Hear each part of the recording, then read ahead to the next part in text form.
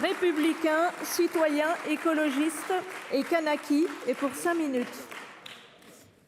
Madame la présidente, monsieur le ministre, monsieur le président de la commission des lois, madame la rapporteure, mes chers collègues, nous avons tous, je le crois, et cela se sent dans ce débat, le sentiment de vivre un moment important, sinon historique. Historique d'abord parce qu'il s'agit d'apporter modification à notre Constitution et que ça n'est pas un geste anodin.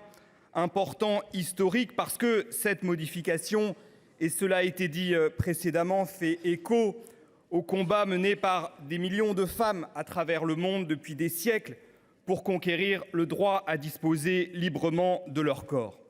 Historique enfin parce que, aujourd'hui même, des millions de femmes et d'hommes aussi, attachés à cette liberté fondamentale, nous regardent et nous écoutent.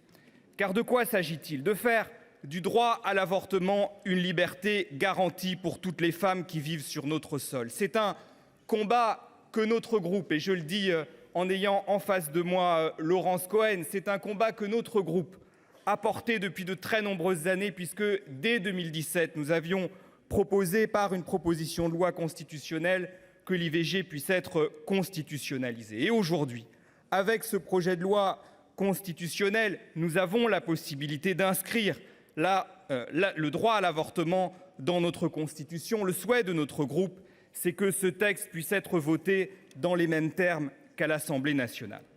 Or, qu'entendons-nous depuis que ce projet est sur la table ? Nous entendons que l'IVG ne serait pas menacée. Et pourtant, tout montre qu'elle l'est.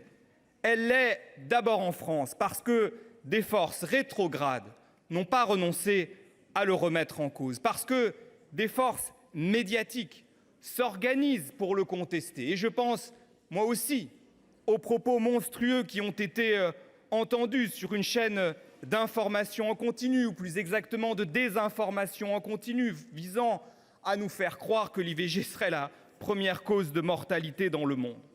Contesté aussi, mis en cause aussi, mis en danger aussi, par des forces politiques. Et l'intervention de M. Ravier en a porté témoignage tout à l'heure.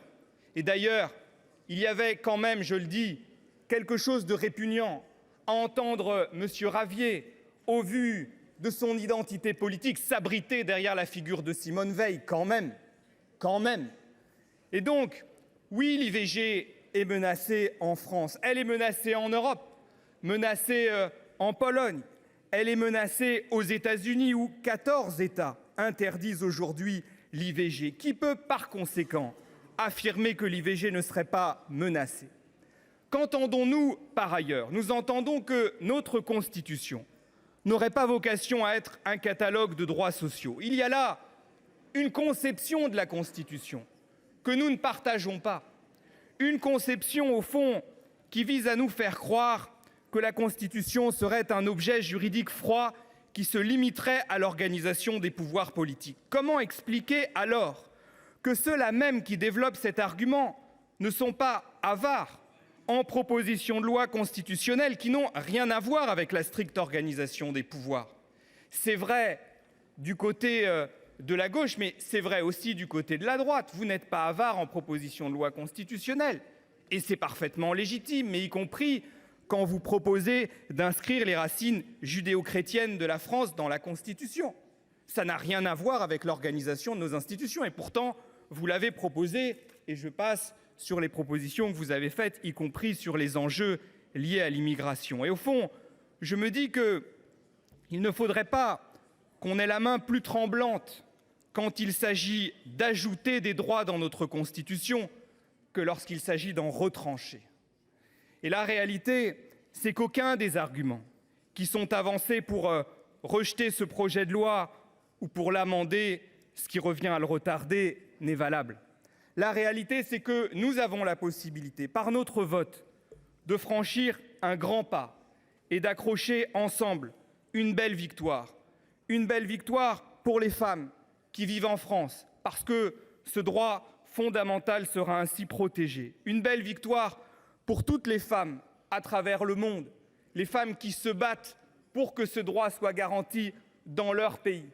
Et d'ailleurs, quand bien même le vote de ce texte n'aurait que cette fonction-là, permettre à ces femmes qui nous regardent, qui n'ont pas accès à ce droit aujourd'hui, leur dire que nous sommes à leur côté, que nous partageons leur combat, leur envoyer ce signal-là, quand bien même ce vote ne servirait qu'à ça, il serait fondamentalement utile. Merci, cher collègue. La parole est à Madame Nathalie Delattre pour le groupe du Rassemblement démocratique social européen.